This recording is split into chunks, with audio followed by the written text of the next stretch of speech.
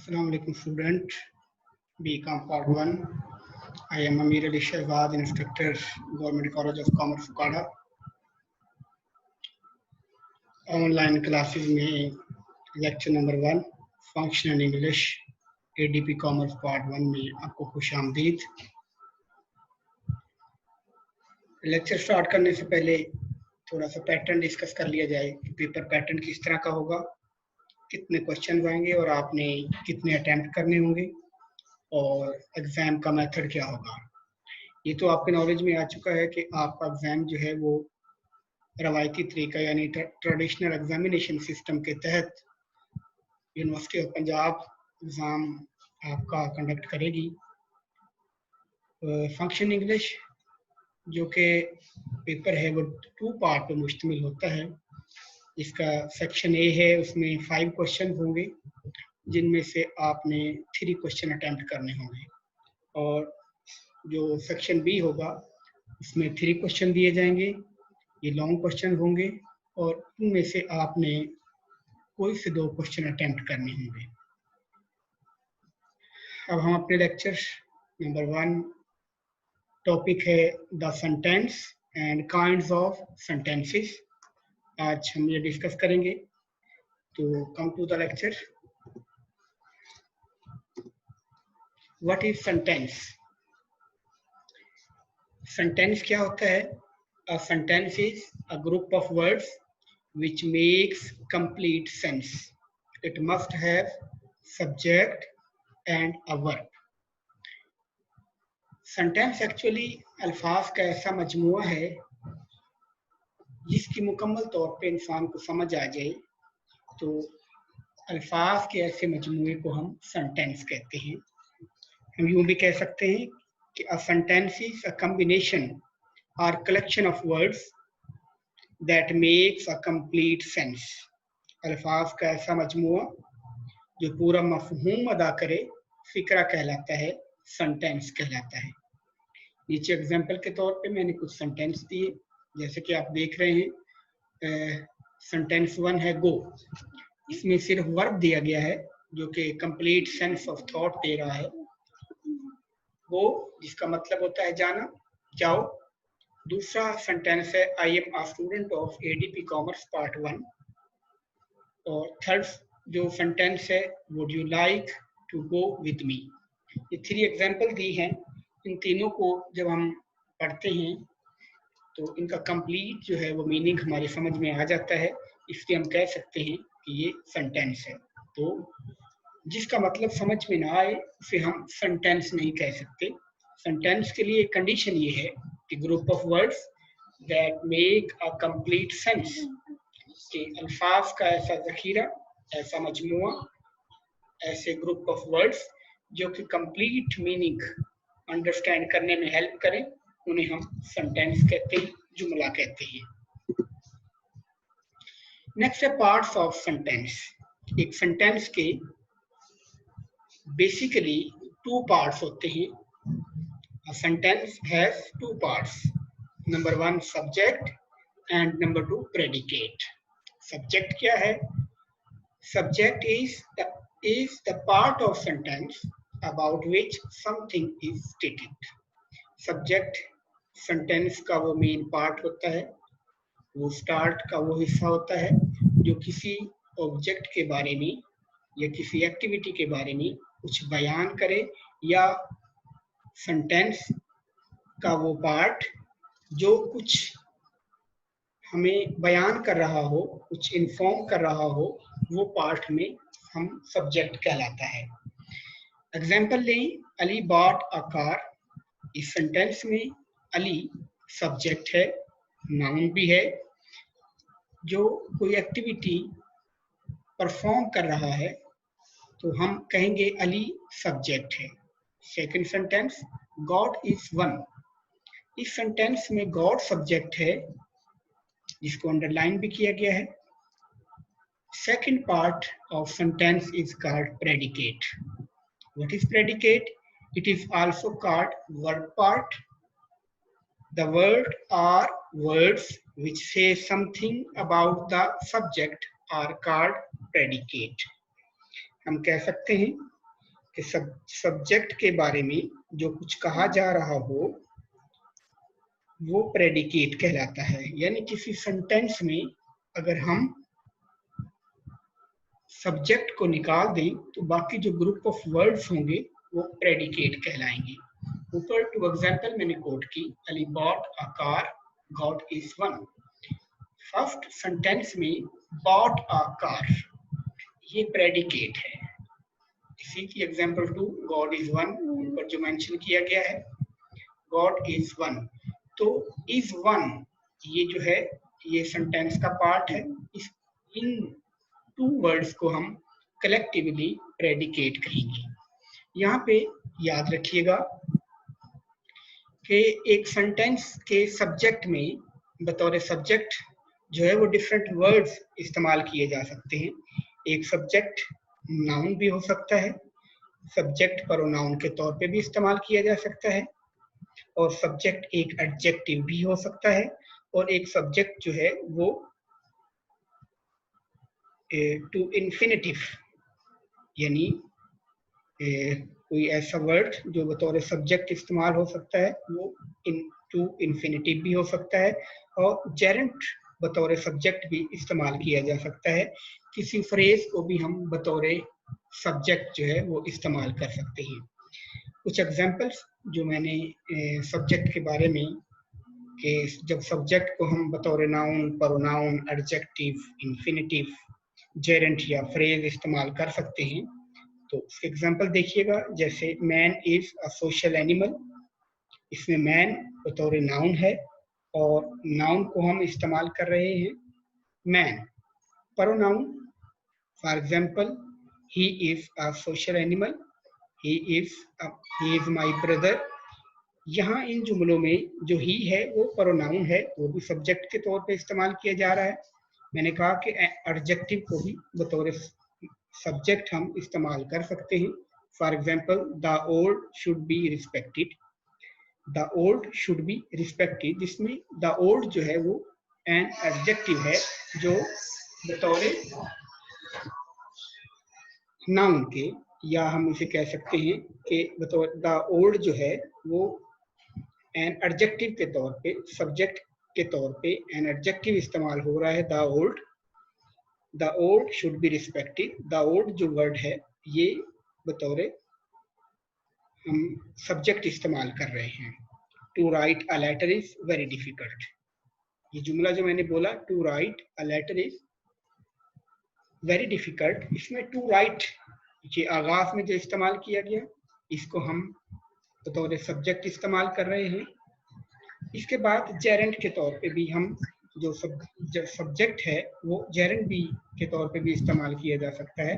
For example teaching is a noble profession, तो यहाँ पे जो टीचिंग वर्ड है वो सब्जेक्ट के तौर पे इस्तेमाल किया जा रहा है।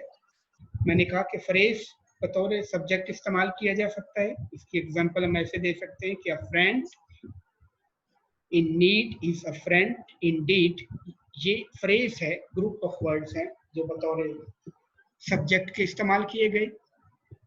इसको हम फ्रेज बतौर सब्जेक्ट यूज हो रहा है, ये भी किसी एक सेंटेंस का पार्ट सब्जेक्ट हो सकता है। नेक्स्ट हमारा मेन टॉपिक का जो पार्ट है वो है types of sentences. On the basis of function there are 4 types of sentences. The first one is declarative sentence, and second is interrogative sentence, और third one is imperative sentence, और fourth है exclamatory sentence। ये 4 तरह के जो जुमले हैं हम इस्तेमाल करते हैं। इन जुमलों को अब हम वन बाय वन डिस्कस करेंगे।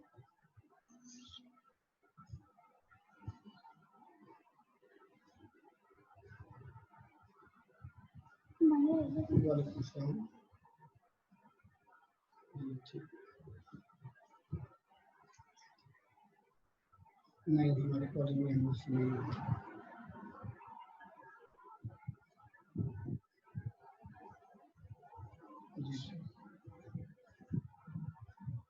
एसएससी करना चाह रहा है। चलो मैं आपको बताता हूँ। ठीक, मैं बताता हूँ।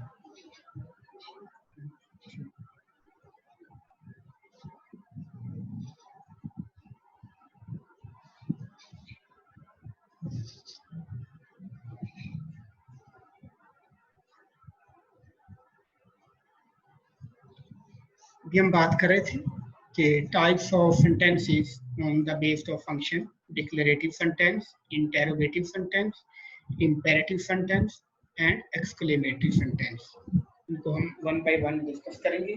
सबसे पहले है डिक्लेरेटिव सेंटेंस।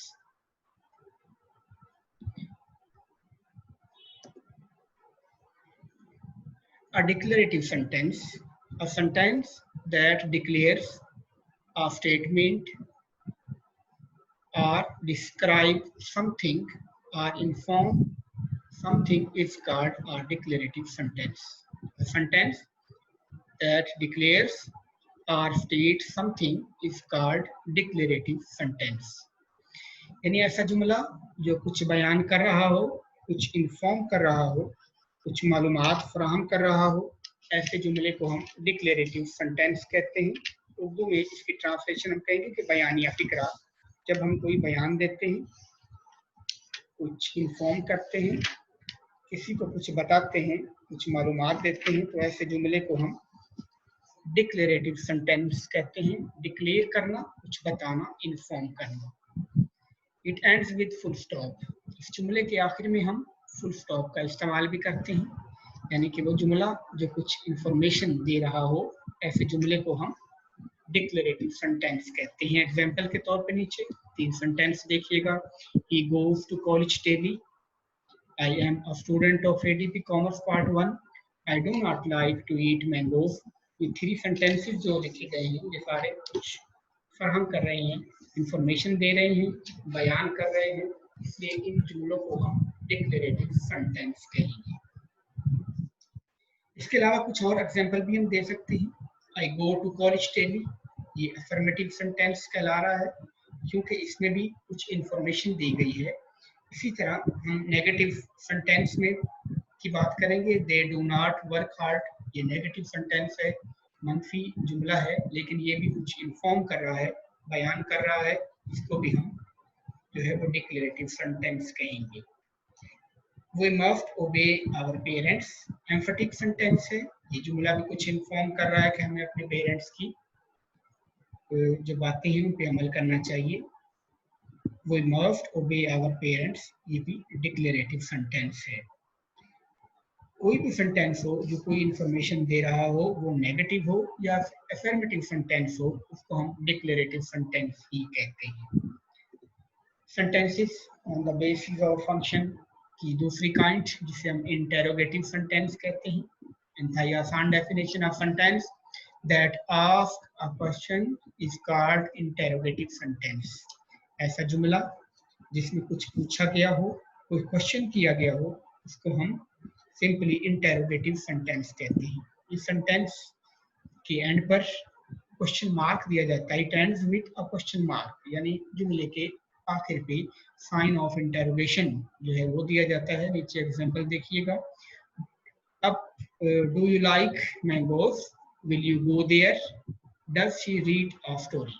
अब इंटरोगेटिव सेंटेंसेस दो तरह से इसकी फॉर्मेशन होती है, दो तरीकों से बनाए जा सकते हैं। एक वो जुमले जो 4 W's एंड 1 H, जैसे where, when, why, which, how, इससे ये जुमले स्टार्ट होते हैं।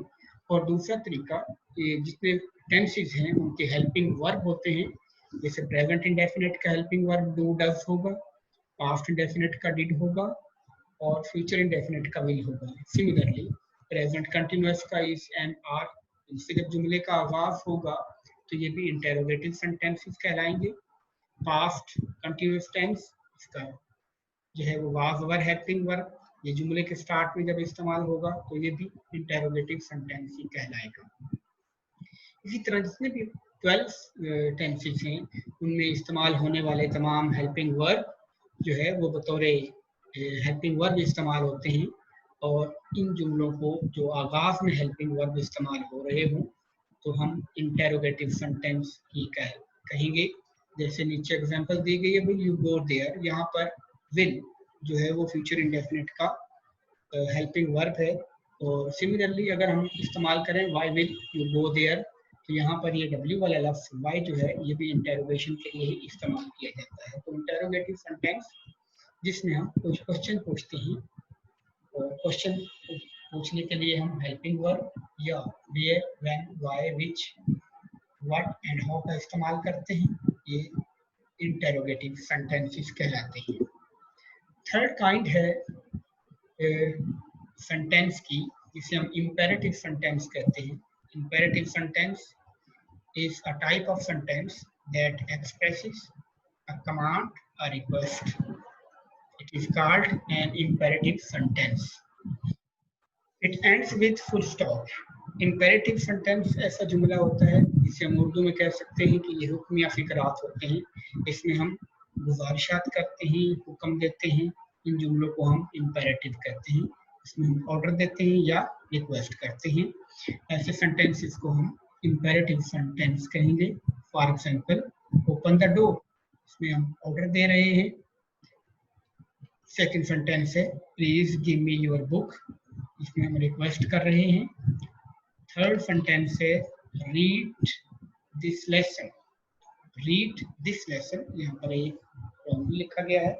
ये सेंटेंस जो है ये है रीड दिस लेसन। ये भी एक टीचर स्टूडेंट्स को कह रहा है, तो ये ऑर्डर ही होता है। इसको भी हम imperative सेंटेंस ही कहेंगे। तो imperative एक्चुअली ये एक्सप्रेस करता है किसी कमांड को या रिक्वेस्ट को इंडिकेट करता है। इसमें हम ये ऑर्डर करते हैं या रिक्वेस्ट करते हैं, तो ऐसे जुमलों को हम imperative सेंटेंसेस कहते हैं। फोर्थ जो टाइप है सेंटेंसेस की वो है exclamatory sentence. Exclamatory, a sentence that expresses strong feeling or emotions is called an exclamatory sentence. ऐसा जुमला जो जज्बात का इजहार करे, फीलिंग्स का इजहार करे, दूसरों के लिए ख्वाहिशात हम रखते हों, वो डिक्लेयर करे, ऐसे जुमलों को हम एक्सक्लेमेटरी सेंटेंस कहते हैं। Student, it ends with exclamatory mark. ऐसे जुमलों के आखिर में या ऐसे वर्ड्स जिनको हम एक्सक्लेमेटरी वर्ड कहते हैं, उन वर्ड्स के आखिर पे एक मार्क, एक साइन, सिंबल इस्तेमाल होता है जिसे साइन ऑफ एक्सक्लेमेशन कहते हैं या एक्सक्लेमेटरी मार्क भी इसे कहा जाता है। जिसकी एग्जांपल नीचे दी गई है, स्क्रीन पे देखिएगा कि what a great shot it is. What a great shot, यहाँ पर एक मिस्टेक है, इस पहले इस्तेमाल किया गया है। What a great shot it is, ये इजहार है अपने फीलिंग्स का। खुशी के मौके पर हम ये इस्तेमाल करते हैं। इसके एंड पे भी साइन ऑफ एक्सक्लेमेशन दिया गया है। What a great shot it is, ये एक्सक्लेमेटरी सेंटेंस है। दूसरा यहाँ पे हाउ स्टूपिड आर यू, ये भी जुमला जो है ये एक्सक्लेमेटरी है। ये भी हैरानगी का इजहार। हम किसी भी मौके पर खुशी, गमी या हैरानगी की जो फीलिंग्स हैं उनको जब एक्सप्रेस करते हैं, इजहार करते हैं, तो ऐसे जुमलों को हम एक्सक्लेमेटरी कह रहे हैं। तो यहाँ पे हाउ स्टूपिड, यहाँ पर हम इजहार कर रहे हैं हैरानगी का। थर्ड सेंटेंस है कि हम गमी के मौके पर कुछ अल्फाज इस्तेमाल करते हैं, जैसे ओ, आ, आलस। ये अल्फाज जो हैं ये इस्तेमाल किए जाते हैं जब हम अपनी स्ट्रॉन्ग फीलिंग को एक्सप्रेस कर रहे हो। तो इन वर्ड के आखिर पे भी जब ये वर्ड इस्तेमाल हो रहे हो तो इनके एंड पे भी जो है वो साइन ऑफ एक्सक्लेमेशन जो है वो इस्तेमाल होता है, जैसे ये आपके आखिर पे दिया गया है साइन ऑफ एक्सक्लेमेशन। आगे जुमला है I have lost my book. जो जुमला है वो स्ट्रॉन्ग फीलिंग, गमी का इजहार कर रहे हैं, मैंने अपनी बुक जो है वो गुम कर दी है। I have lost my book. Number fourth, यहाँ पे एक और बात जो है वो नोट करने की है कि अगर हम जो किसी को दुआ देते हैं वो भी हमारी विश होती है, या हम किसी के लिए प्रे करते हैं, वो भी जुमले जो हैं वो इसी का पार्ट होते हैं, वो भी एक्सक्लेमेटरी ही सेंटेंस कहलाते हैं। लेकिन इनको हम एक अलग से एक नाम इस्तेमाल करते हैं, ऑप्टेटिव सेंटेंस। ऐसे जुमले नोट में मैंने लिखा है, optative sentence is also a type of exclamatory sentence in which we give some prayer और विश। हम किसी के लिए ख्वाहिशात का इजहार करते हैं या किसी को दुआ देते हैं। ऐसे जुमलों को भी हम एक्सक्लेमेटरी ही कहा जाता है, क्योंकि दुआया कलमात ये भी फीलिंग्स और इमोशन से ताल्लुक रखते हैं, विशेष से ताल्लुक रखते हैं। तो मे यू लिव लॉन्ग, इसका सेंटेंस नंबर 4 लिखा गया है, मे यू लिव लॉन्ग, ये हम दुआ दे रहे हैं। ये भी एक्सक्लेमेटरी सेंटेंस या ऑप्टेटिव सेंटेंस ही कहलाएगा। स्टूडेंट्स, एंड पर एक असाइनमेंट दी गई है लेक्चर के एंड पर, एक्सरसाइज नंबर 1। इसमें मैंने 10 सेंटेंसेस आपको बतौर असाइनमेंट दे रहा हूँ।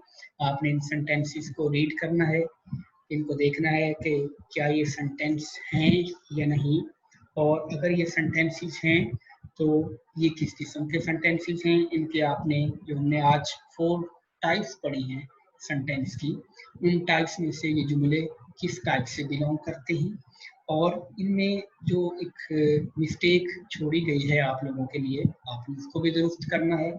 जैसे आपने पंक्चुएशन का इस्तेमाल इसमें नहीं किया गया, आपने इनको पंक्चुएट करना है। तो जुमले हैं 10।